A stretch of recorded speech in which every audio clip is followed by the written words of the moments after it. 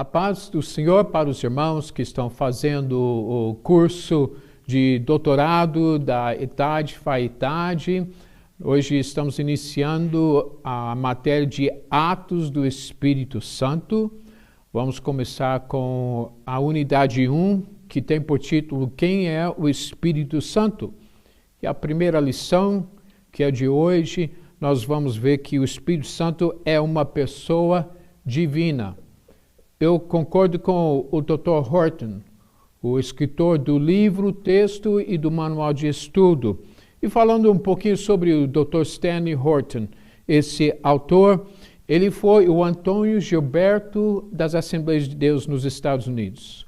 Grande homem pentecostal, grande ensinador pentecostal. De fato, quando eu entrei na faculdade bíblica há muitos anos atrás, ele era professor do Departamento de Bíblia e Teologia. Só que logo depois de eu entrar, ele foi lecionar no Seminário das Assembleias de Deus. Então eu nunca tive o privilégio de ter aula com ele, mas eu conhecia ele, sabia quem ele era, e ele era um homem muito humilde, muito manso, um homem muito espiritual e um homem intelectual, que conhecia a Bíblia e conhecia as linguagens bíblicas. Um grande homem que a Global University escolheu para escrever o livro, o texto e o manual de estudo. E eu concordo com ele quando ele começa a lição dizendo que durante a maior parte da história da igreja, o Espírito Santo não tem recebido a atenção merecida. Grandes escritores como Thomas Goodwin e George Smeaton disseram que a doutrina do Espírito Santo foi quase totalmente ignorada pela igreja de seus dias. Mesmo no início do século XX, quando o avivamento pentecostal já esteve se espalhando há mais de 100 anos atrás, alguns diziam que os dons e o ministério do Espírito Santo não interessavam a igreja. Atualmente, a maior consciência sobre a importância do Espírito Santo como uma pessoa real, que ainda trabalha nos corações e nas vidas de homens e mulheres em todo o mundo. E hoje há mais literatura sobre Espírito Santo disponível em nosso dia. Temos o exemplo do Dr. Davi Young Cho, que foi pastor, é pastor jubilado da maior igreja no mundo, na Coreia do Sul, com cerca de 1 milhão de membros e congregantes. E ele escreveu um livro por título Bom Dia, Espírito Santo, porque ele diz que ele conseguiu edificar aquela igreja sobre a oração que trouxe a obra do Espírito Santo. E o que ele disse no livro, que cada dia quando ele levanta, a primeira coisa que ele fala é: Bom dia, Espírito Santo, o que vamos fazer hoje? E essa ênfase no Espírito Santo, junto com a oração, ajudou ele a edificar essa grande igreja. Nós vemos em Atos 15 e 28 a importante frase falada pela igreja em Jerusalém: pareceu bem ao Espírito e a nós. Naquela ocasião, a igreja teve seu grande concílio, primeiro grande concílio, para debater o assunto sobre os gentios, os crentes gentios, para debater se eles precisavam adotar a circuncisão e seguir a lei de Moisés ou não. Houve um grande debate, mas, afinal das contas, eles resolveram que os crentes gentios só precisavam seguir algumas normas simples, e eles concluíram com o seguinte: pareceu bem ao Espírito Santo e a nós. Essa declaração deve continuar sendo a declaração da igreja e do crente em nosso dia. Essa frase mostra uma dependência total na pessoa e na operação do Espírito Santo, na vida diária do crente, na vida diária da igreja, e não só quando estamos na igreja para os cultos. A realidade do Espírito Santo permeia a Bíblia inteira, a Bíblia inteira, de Gênesis até Apocalipse. Vemos lá em Gênesis capítulo 1 que o Espírito Santo se movia sobre as águas antes da criação começar.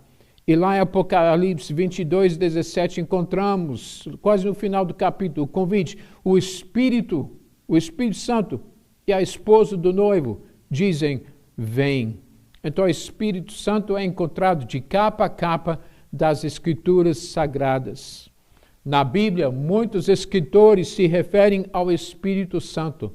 E somente 3 dos livros do Novo Testamento não se referem a ele, por serem livros menores e pequenos. Sabemos que Jesus Cristo é a personagem-chave em toda a Bíblia, é a personagem-chave em todo o plano de Deus. E a Bíblia nos mostra em João 15, 26 e 16 e 14, que o próprio Espírito Santo focaliza a atenção em Jesus Cristo e procura glorificar Ele. Mas nós ainda precisamos depender do Espírito Santo. Alguns dos irmãos conheciam o ministério do meu pai, Bernardo Johnson, e que além de fundar a ITAD e FAITAD e outros trabalhos, ele pregou cruzadas evangelísticas no Brasil e no exterior durante 30 anos, onde ele viu 1.800.000 almas se entregarem para Jesus e viu milhares de curas, milagres, sinais, maravilhas, batismo com o Espírito Santo, libertações. E alguém perguntou para ele um dia qual era o segredo do seu ministério, das cruzadas e outras áreas do seu ministério. E ele respondeu, é simples. Eu procuro exaltar Jesus Cristo. Eu sempre procuro exaltar Jesus Cristo, pois Jesus disse em João 12:32, que se eu for levantado da terra, atrairei todos a mim. Então o foco do meu pai nas cruzadas e outros aspectos do seu ministério é de sempre exaltar Jesus Cristo, mas sempre com a ajuda do Espírito Santo. Ele sempre dependia do Espírito Santo e seu poder. A Bíblia deixa claro que homens e mulheres que foram movidos pelo Espírito Santo conheciam ele de modo específico e pessoal. E, meus irmãos, eu fiquei contente quando eu vi que a CGADB, a nossa Convenção Geral das Assembleias de Deus no Brasil, esse ano de 2021, resolveu fazer uma campanha nacional de oração. E o tema era baseado em Atos 2:42 e 43, que essa promessa é para vós e vossos filhos, falando do batismo com o Espírito Santo. E uma meta dessa campanha era de ver, sendo que as Assembleias de Deus está comemorando 110 anos de existência esse ano, uma meta era de ver 110.000 novos crentes batizados nas águas até o mês de junho, que é o mês de aniversário das Assembleias de Deus. E outra meta era de ver 110.000 crentes batizados com o Espírito Santo. Eu sei que eles ainda estão colhendo todos os dados, mas agora estenderam a campanha para o ano inteiro.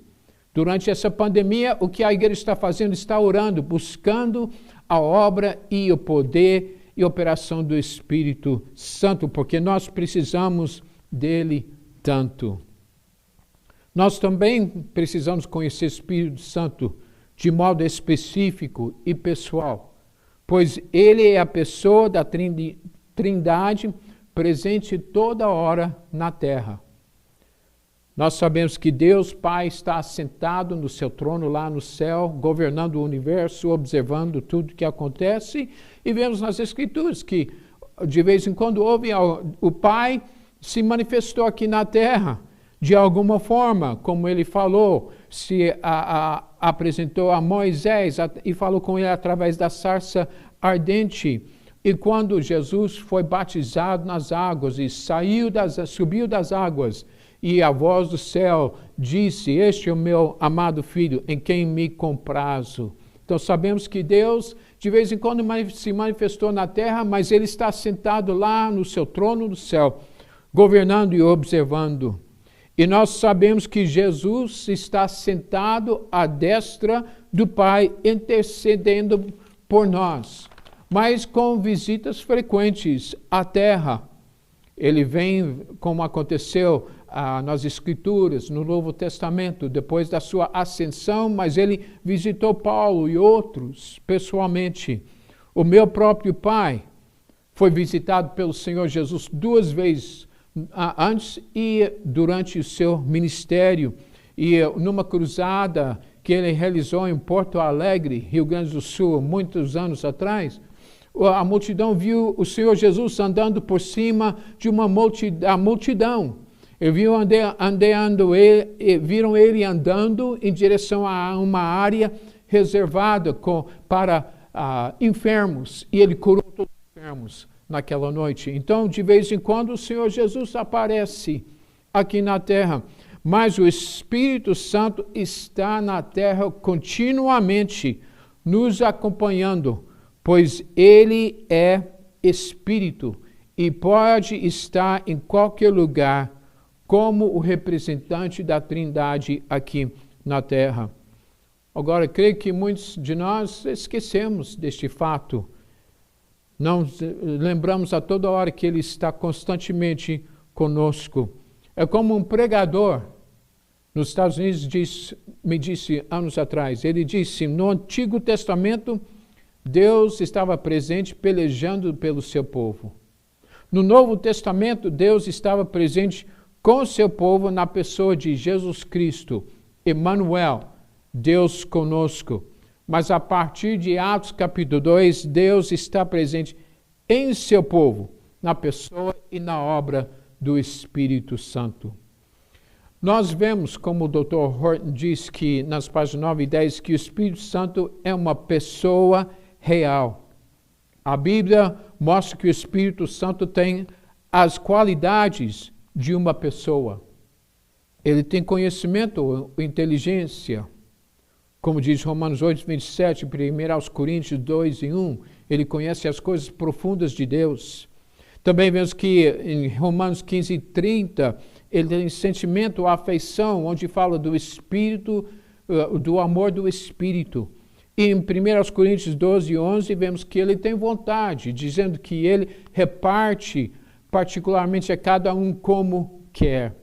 E o Espírito também faz coisas que apenas uma pessoa pode fazer. Vemos em Atos 8, 29, que ele falou para Felipe. Atos 11, 12, ele comandou Pedro. Em Atos 13 e 2, ele chamou para fazer a obra. Em Atos 13 e 4, ele enviou. Vemos que em Atos 16, ele proibiu. Em Apocalipse 22, 17, que já foi citado, ele convida. Em Gênesis 6 e 3, ele mostra que ele contenda com os descrentes. E em Apocalipse 2, 7 e 11, ele fala às igrejas. Se você fosse preparar um esboço para pregação, ensino sobre o Espírito Santo, temos aqui um bom esboço que você pode usar. Vemos também que o Espírito Santo sofre como uma pessoa sofre, pois ele é biblicamente uma pessoa e não uma influência. Nós vemos que ele pode ficar contristado, segundo Isaías 63 e 10. Hebreus 10 e 29 mostra que ele pode ser insultado. Muitos crentes não percebem isso ou esqueceram desse fato. Mateus 12 e 31 mostra que ele pode ser blasfemado. Atos 5 e 3 mostra que podemos mentir para ele. Também vemos em Atos 5 e 9 que ele pode ser testado e tentado. Esse caso em Atos 5 era a mentira, o pecado que Ananias e Safira cometeram contra o Espírito Santo. Podemos ver em Atos 7,51 que ele pode ser resistido. E Efésios 4 e 30 mostra que ele pode ser entristecido. Aqui temos o outro bom esboço para uma pregação ou ensinos acerca do Espírito Santo. Outra coisa interessante que aponta para a personalidade do Espírito é a maneira como João, ao escrever em grego, usa o pronome masculino para se referir ao Espírito Santo, principalmente em João capítulo 16. Na língua grega, a palavra Espírito, pneuma, é neutra, nem masculina, nem feminina. E a gramática exige que este vocábulo seja seguido por pronomes neutros. Em vez disso, encontramos pronomes masculinos, que enfatizam o fato de que o Espírito Santo é uma pessoa. O Espírito Santo é ativo na Bíblia. O nosso livro-texto, escrito pelo Dr. Horton, enfatiza que os personagens bíblicos sabiam quando o Espírito se movia. Eles não precisavam adivinhar. Tanto no Antigo como no Novo Testamento, o Espírito Santo agiu de uma forma real, definida e com resultados específicos. Vemos em Juízes 6:34 que o Espírito revestiu Gideão e ele tocou a buzina para convocar as tribos de Israel para lutar contra o inimigo. Vemos em primeiro livro dos Reis 4, quando Elias, depois de enfrentar os profetas de Baal no Monte Carmel e o fogo desceu do céu para consumir o altar, e Elias disse para o rei Acabe: a chuva está vindo. Depois de 3 anos e meio, a chuva está vindo.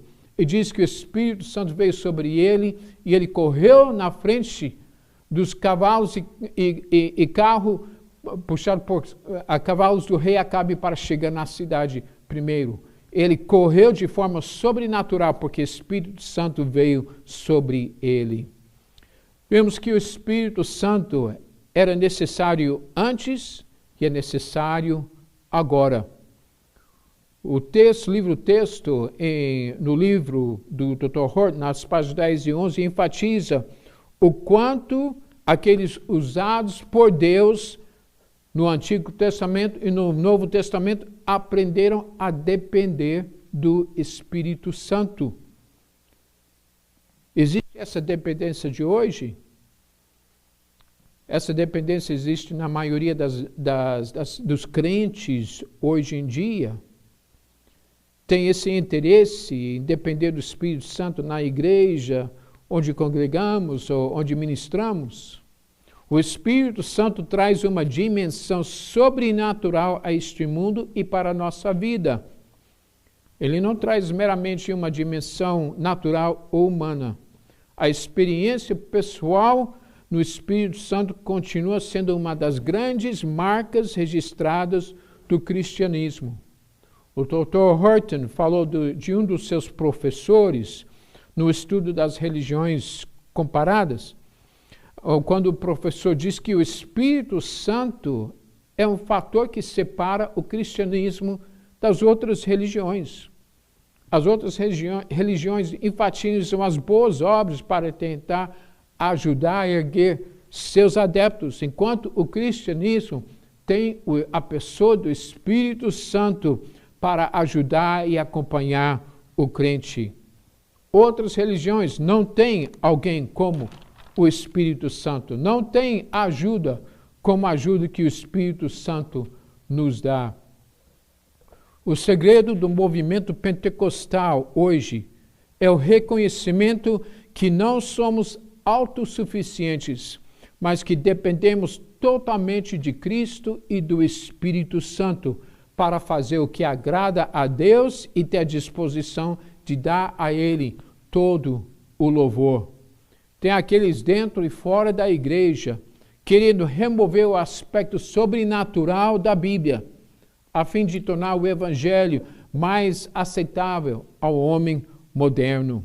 Mas vemos vidas transformadas e revitalizadas pelo Espírito Santo e sua obra sobrenatural. É a obra do Espírito Santo para transformar e revitalizar o homem moderno. Essa semana mesmo, eu li uma reportagem sobre um colega missionário na África que deu esse testemunho que recentemente ele foi chamado pelo maior e mais poderoso feiticeiro no país da Quênia para orar por ele.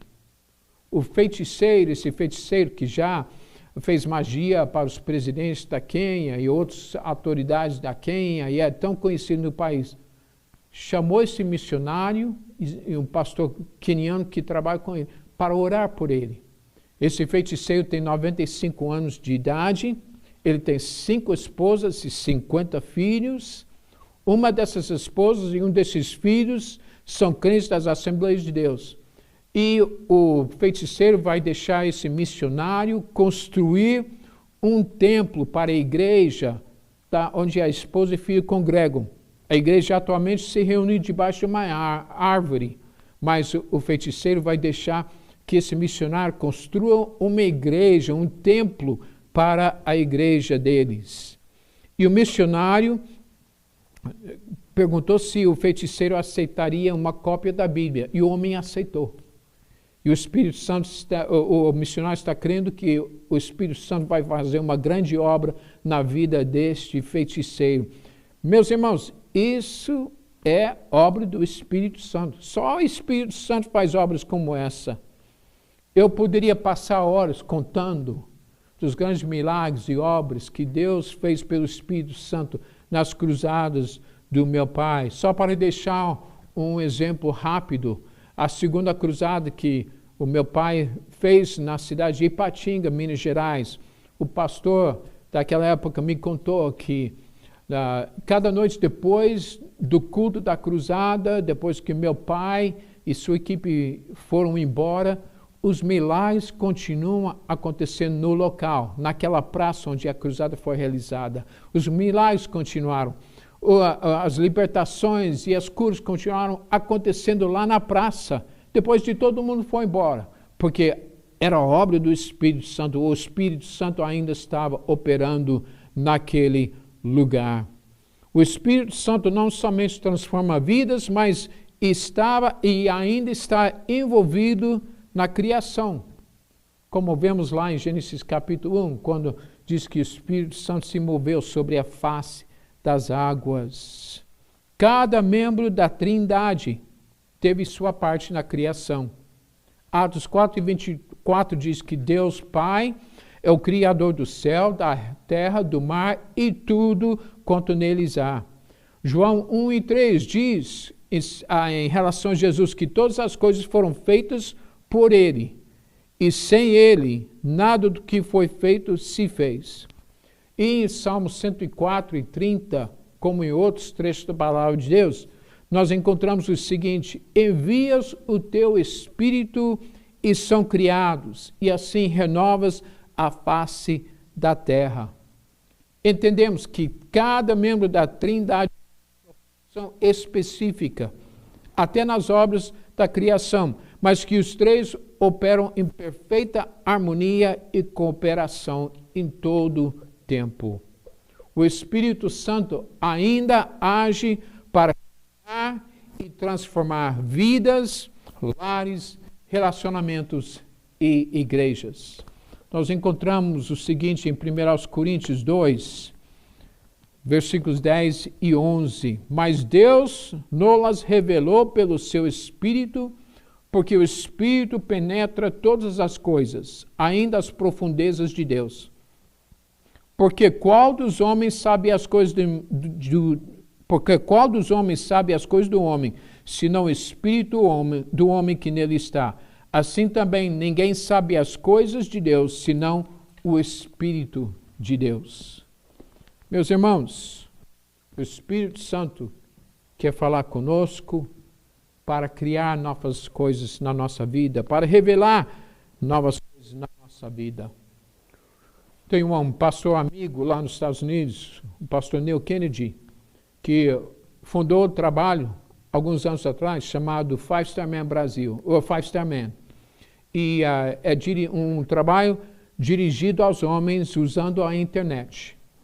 E ele nos autorizou a trazer esse ministério para o Brasil e fundamos esse trabalho com o nome de Five Star Man Brasil. Pode encontrar na internet, procurando o site fivestarmanbrasil.org.br ou indo para o fanpage no Facebook do Five Star Man Brasil.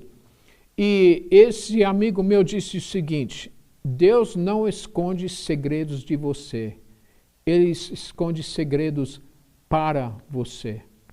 O Espírito Santo quer revelar essas coisas que Deus tem para nós. Ele quer revelar elas na palavra de Deus, para criar na nossa vida, para avançar na nossa vida. Vamos falar um pouco sobre a natureza do Espírito Santo. Vendo a palavra Espírito, como o Dr. Horton citou nas páginas 16 e 17 do livro Texto, como a palavra Espírito é vaga para muitas pessoas, a concepção que elas têm acerca do Espírito Santo também costuma ser vaga. Sabemos que o ser humano tem uma tricotomia. Isso quer dizer que o ser humano é composto de 3 partes: corpo, alma e espírito. Encontramos isso em 1 Tessalonicenses 5 e 23 como exemplo. Mas a nossa tendência e a tendência do mundo hoje é de priorizar o corpo e prestar menos atenção ao cuidado da nossa alma e do nosso espírito. E por isso nosso entendimento sobre assuntos espirituais e sobre o Espírito Santo é menor do que devia ser. Hoje em dia a sociedade enfatiza o cuidado do corpo, a beleza do corpo.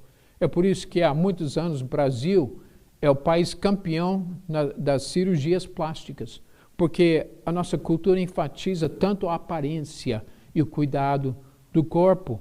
Então, somos ignorantes em relação ao cuidado da alma e do espírito. Os tradutores da Bíblia nem sempre acharam fácil traduzir os vocábulos usados para se referir a espírito. A versão King James da Bíblia usa 13 palavras inglesas diferentes para traduzir o termo hebraico correspondente a espírito, ruach. O mesmo acontece com o vocábulo grego, pneuma, para o qual há 4 possíveis traduções. Passagens semelhantes podem ter significados diferentes para o termo ruach. Vemos que em 2 Reis 2:11, que Elias foi levado num vento, ruach, num redemoinho, enquanto o Espírito Santo arrebatou Ezequiel nos capítulos 8 e 11 do seu livro, e depois arrebatou Filipe em Atos capítulo 8. Falando sobre a divindade do Espírito, temos visto que o Espírito Santo é uma pessoa real. Agora queremos compreender que a Bíblia diz a respeito de ele ser uma pessoa divina. Já sabemos que ele é uma pessoa real, agora uma pessoa divina. Com isso não queremos dizer apenas que o Espírito é semelhante a Deus, mas que ele é totalmente divino. Ele é Deus, assim como o Pai é Deus e o Filho é Deus. Vemos vários nomes e títulos dele na Bíblia.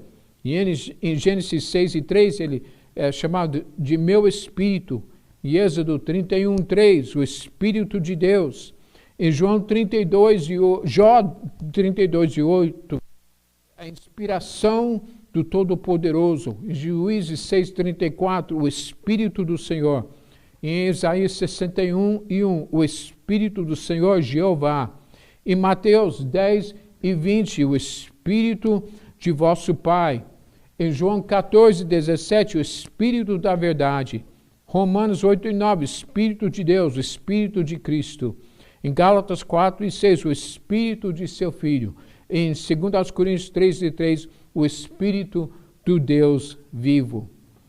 Outra forma de mostrar a divindade do Espírito Santo é conhecer as características atribuídas a ele nas Escrituras. Os atributos de Deus, que são as qualidades de Deus. Os atributos do Senhor incluem onisciência, onipotência, onipresença e eternidade. Sabemos que o prefixo oni, que vem do latim, se refere a palavras como sentido de todo, inteiro. Deus é onisciente, nada está fora de seu conhecimento, nada existe Não existe nada desconhecido para Ele. O Senhor também é onipresente. Ele está presente em todos os lugares ao mesmo tempo. E Ele é onipotente, todo-poderoso. Deus pode fazer todas as coisas. Nada é impossível para Ele. Mas é claro que o Senhor não fará nada contrário à sua própria natureza. E Deus é eterno. Ele sempre foi, continua sendo e sempre será Deus. Então nós vemos aqui referências ao Espírito Santo como onisciente, onipresente, onipotente e eterno. Isaías 4, 13 e 1 Coríntios 2, 10 e 11, vemos que ele é onisciente. E vemos em Salmo 189 e João 14 que ele é onipresente. Vemos em Salmo 104 e 30 e Zacarias 4 e 6 que ele é onipotente. Em Hebreus 9 e 14 ele é eterno. Também o Espírito Santo é uma pessoa distinta. Vemos o Espírito Santo associado com os outros membros da Trindade de uma forma que mostra tanto sua divindade quanto o fato de que ele é uma pessoa distinta. Ele pertence à Trindade, mas também é uma pessoa distinta. Jesus chamou o Espírito Santo de outro Consolador, ou ajudante, amigo, mestre.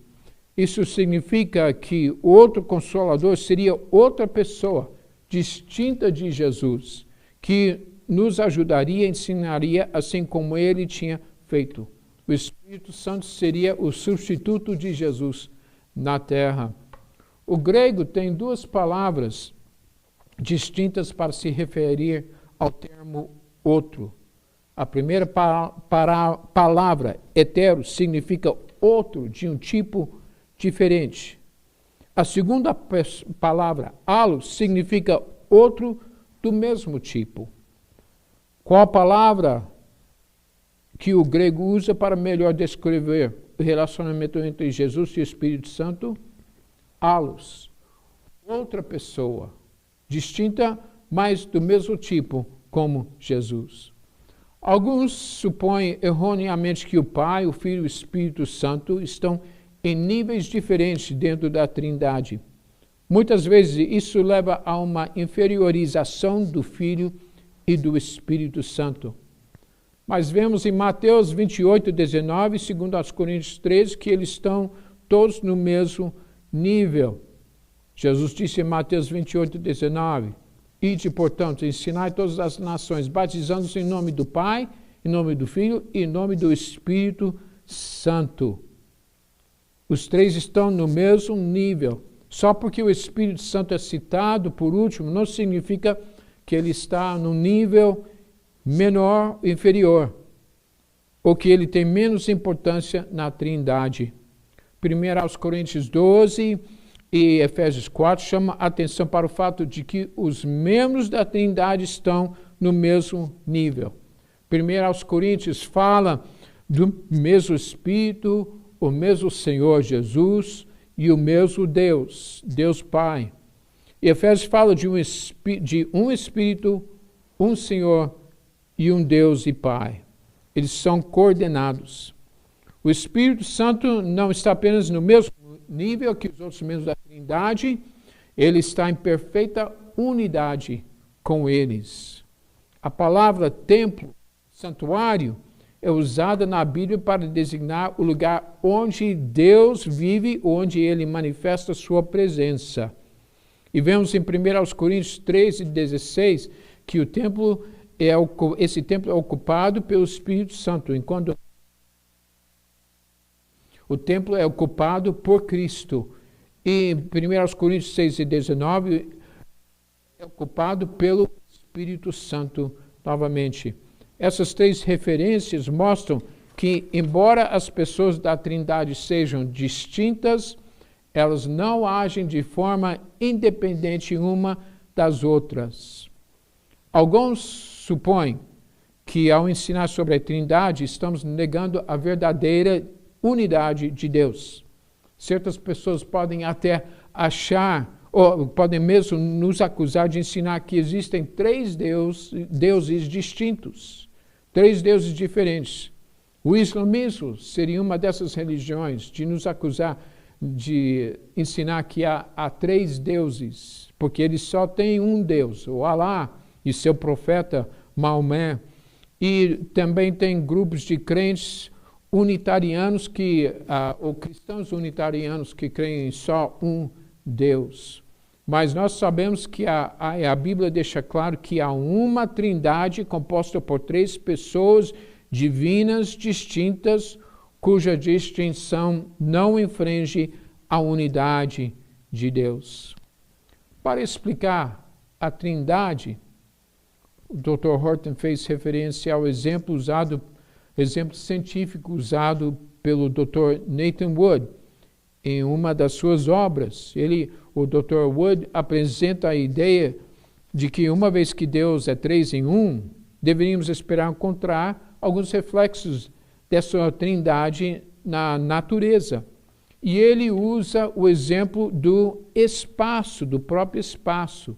Por exemplo, o espaço numa sala é uma unidade só. No entanto, existem 3 dimensões dentro de qualquer espaço ou sala. Tem comprimento, largura e altura. Essas dimensões são distintas, mas não separadas.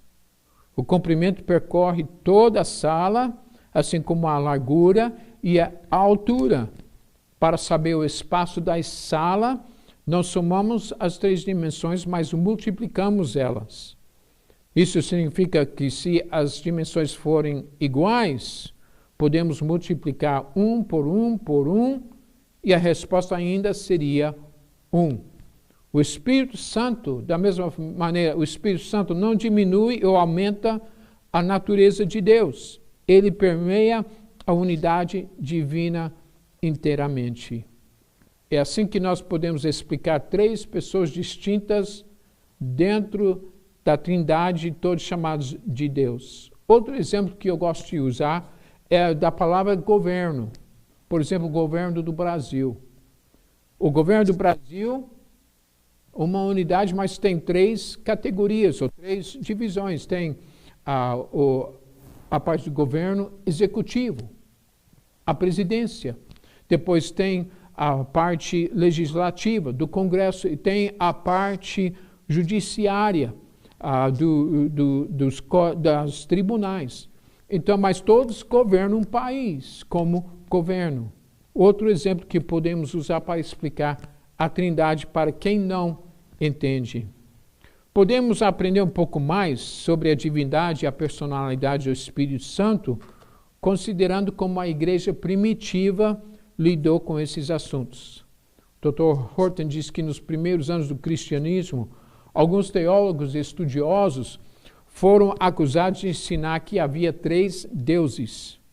Certos escritos dos pais da igreja, como Irineu e Tertuliano, parecem convergir nessa direção, mas essa não era a intenção deles. Em meio ao politeísmo, porque o Império Romano tinha um grupo de 12 deuses, e a cultura grega também tinha 12 deuses de nomes diferentes. Então, existia ainda politeísmo naquela época, e em meio desse politeísmo, praticado muito no mundo antigo, a maioria dos cristãos se apegou fortemente ao fato de que há apenas um Deus que subsiste eternamente em 3 pessoas. Os principais problemas com isso surgiram quando alguns cristãos começaram a questionar se o Espírito Santo realmente era Deus, enquanto outros passaram a confundir as distinções entre o Espírito Santo, o Pai e o Filho. Os principais conflitos nos primeiros séculos da igreja giravam em torno da natureza de Cristo. Surgiram muitas doutrinas falsas, ensinamentos falsos acerca da divindade de Jesus. E vemos que boa parte do Novo Testamento foi escrito para defender a pessoa e a divindade de Jesus. Lendo as epístolas, quase todos os escritores se referem ao perigo dos ensinos falsos e dos mestres falsos. Os gnósticos, como exemplo, nos primeiros séculos da igreja, os gnósticos distinguiam entre o homem Jesus e o Espírito de Cristo. Eles fizeram de Cristo apenas uma emanação ou irradiação de um Deus que era santo demais para se contaminar vindo ao mundo físico. Essa corrente de pensamento negava que Jesus era Deus manifestado em carne, e seus ensinamentos pertencem ao que as Escrituras chamam de espírito do anticristo. O gnosticismo também tratou o Espírito Santo como uma mera emanação ou irradiação, e, portanto, não acreditavam que ele era Deus. Orígenes fez de Deus o Pai, plenamente Deus. Ele acreditava que Jesus era subordinado ao Deus Pai, não sendo Deus no sentido completo. E o Espírito Santo vinha em último lugar, sendo o menor dos três. Este ensino errôneo levou a outros equívocos, como os adeptos do macedonianismo, que não chamavam o Espírito Santo de Deus. E depois tinha o arianismo. Seus partidários diziam que Jesus era um ser criado e foi chamado de Deus apenas porque desfrutou do favor divino. Eles também não acreditavam na divindade do Espírito Santo. Essas concepções ainda existem hoje, porque estão bem próximas de alguns escritores modernos que tratam o Espírito Santo com um mero poder ou influência. A melhor maneira, meus irmãos, de evitar seguir a direção que levou tantos teólogos estudiosos a negar a verdadeira divindade do Espírito Santo é de simplesmente seguir a palavra de Deus como ela é e manter a palavra de Deus como ela é e deixar a Bíblia intocável em relação às suas doutrinas. E assim vamos preservar a doutrina correta sobre o Espírito Santo e sua divindade. Aqueles que negaram a divindade de Jesus e do Espírito Santo alegaram preservar a unidade divina. Outros que seguiram o exemplo de Orígenes, deturpando a Trindade, tentaram fazer a unidade de Deus de uma maneira distinta, considerando o Pai, o Filho e o Espírito Santo como diferentes manifestações da pessoa divina. Este ensinamento foi desenvolvido por Sabélio por volta do ano 250 depois de Cristo. Ele afirmava que a única pessoa divina simplesmente se manifestou de diferentes modos e com capacidades distintas. Ou seja, quando Deus estava agindo como Criador, ele era conhecido como Pai. Quando ele se manifestou na terra e morreu na cruz, ele era o Filho. E no presente momento, enquanto ele trabalha na igreja, é conhecido como o Espírito Santo. Mas nós vemos, meus irmãos, em Lucas 3, 21, 22 e João 14, 16, que há três pessoas distintas na Trindade. Todos no mesmo nível, mas três pessoas distintas que cooperam. Em Lucas 3, 21 e 22, vemos Jesus, no batismo de Jesus, ele saindo das águas. Jesus, em forma humana, subindo das águas, e João viu o Espírito Santo descer sobre ele como uma... E a voz de Deus Pai lá do céu disse: Este é o meu Filho amado, em quem me comprazo. E João 14, 16 também mostra que há três manifestações distintas ocorrendo ao mesmo tempo. Sempre houve crentes fiéis que sustentaram a visão bíblica sobre o Espírito Santo, mas pelos séculos as controvérsias se tornaram muito amargas. Compromissos foram tentados, especialmente sobre o governo do imperador Constantino, que fez do cristianismo a religião oficial do Império Romano. Ele forçou o cristianismo sobre todo o império. E ele frequentemente tomava partido de concepções erradas acerca deste tema do Espírito Santo.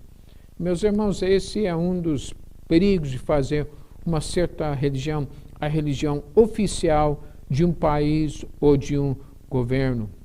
Isso tem acontecido com outras religiões também. Pegamos países muçulmanos que só permitem o islamismo. Tem muitos erros, e outras religiões também. Alguns credos, para responder a essas doutrinas e falsas, alguns credos são resultados tentativas de homens piedosos de se defenderem contra os falsos ensinos que surgiram das filosofias e formas de pensar mundanas.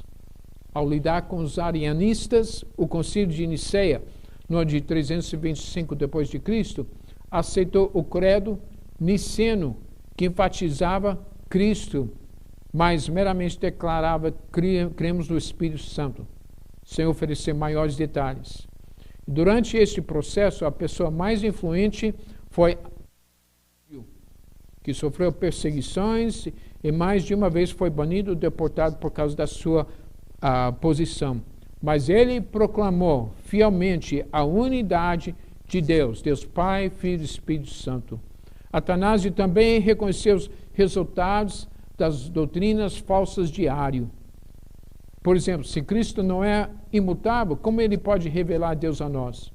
Se o Espírito Santo não é verdadeiramente Deus, como ele pode revelar Cristo para nós? Também reconheceu as distinções entre as pessoas de Deus que não permitem que o Pai seja também o Filho e o Espírito Santo.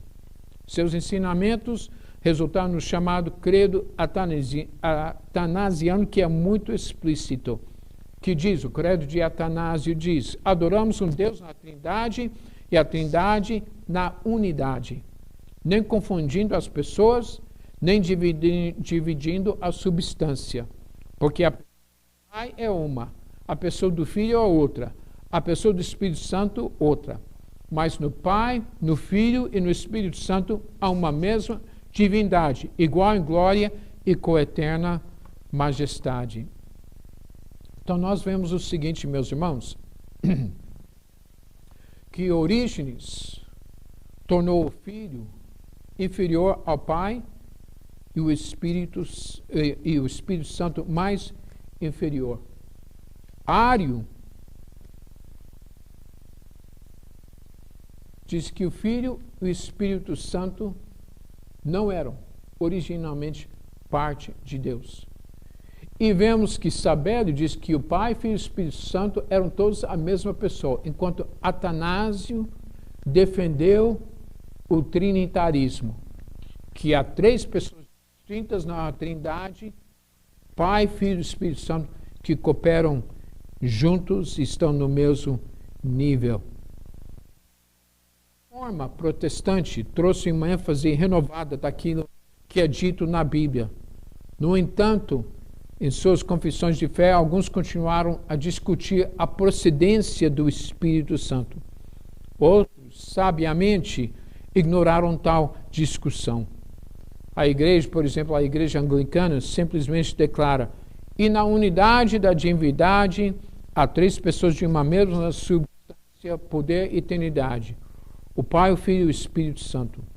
E a partir de 1789, os metodistas passaram a declarar um credo muito parecido, que diz: na unidade dessa divindade existem três pessoas e uma substância, poder e eternidade: Pai, Filho e Espírito. Considerando as confissões e os credos estudados, vemos o seguinte: esses credos e confissões não distorcem o que a Bíblia ensina, eles mostram o que Deus realmente é, como a Bíblia mostra que Ele é. Eles indicam que podemos considerar a obra do Espírito uma obra distinta e uma obra divina. Eles mostram que não devemos considerar a obra do Espírito como algo feito por um ser subordinado.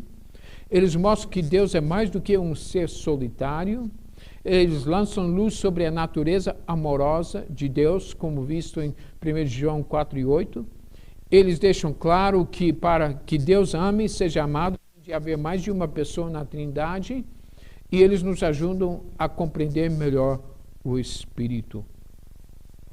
E para encerrar, é o seguinte: embora os credos e confissões da igreja abrissem caminho para o estudo da obra do Espírito Santo, ainda era amplamente negligenciado.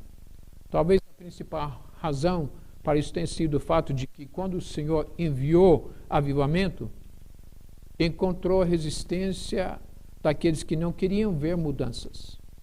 E outra razão é que, às vezes, as pessoas envolvidas no avivamento não buscaram as Escrituras e nem julgaram suas experiências com base na palavra de Deus, empregando a devido cuidado. Esse é um dos perigos de ter avivamento. As pessoas têm experiência na palavra de Deus. Eles se baseiam nas experiências espirituais e não na palavra de Deus. Um exemplo disso é o avivamento montanista que começou em 156 depois de Cristo.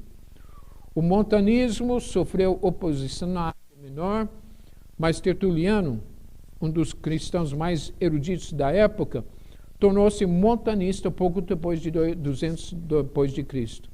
Infelizmente, muito do que foi dito sobre os montanistas veio de seus inimigos. Estudos mais recentes mostram que se tratou de um genuíno avivamento pentecostal. Apesar das proibições e perseguições, o montanismo perdurou em alguns lugares em grupos clandestinos até os séculos 8 e 9. Houve problemas. Montano, fundador desse movimento, foi acusado de crenças heréticas, mas isso nunca foi provado. Algumas de suas profecias eram exageradas. Adeptos do movimento foram acusados de prever horários e lugares para a descida de Nova Jerusalém. Alguns de seus seguidores realmente podem ter chegado a extremos em suas previsões, mas aparentemente estes eram minoria. John Wesley considerava Montano um bom homem. E vemos na história da igreja que existe o perigo de exagero por seguidores de líderes em movimentos como Montano. Seus seguidores ficam empolgados e vão além do que devem. Ao desprezar o montanismo, a igreja cristã tentou experimentar os dons do Espírito.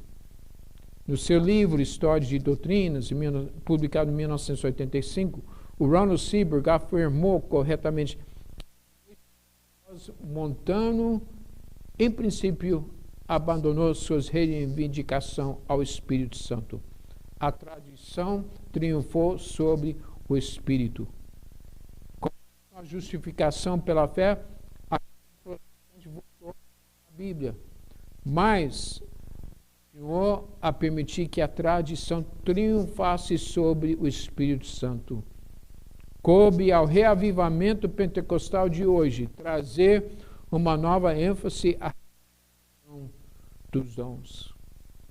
Então, com essa pergunta que vemos no manual de estudo, o que podemos aprender com os montanistas que pode ajudar os pentecostais contemporâneos, os pentecostais de hoje? Seguinte, vamos nos apegar às Escrituras Sagradas e viver dela de tal maneira que acusações falsas não podem ser feitas contra nós. Eu repito, precisamos nos viver de tal maneira que acusações falsas não podem ser feitas contra nós. Então, meus irmãos, a nossa prioridade da igreja de hoje, a igreja pentecostal, é divulgar a obra e pessoa do Espírito Santo. Na próxima lição nós vamos estudar sobre o Espírito Santo como inspirador da palavra de Deus. Que Deus abençoe aos irmãos. Podem estudar a lição 2 para a próxima aula.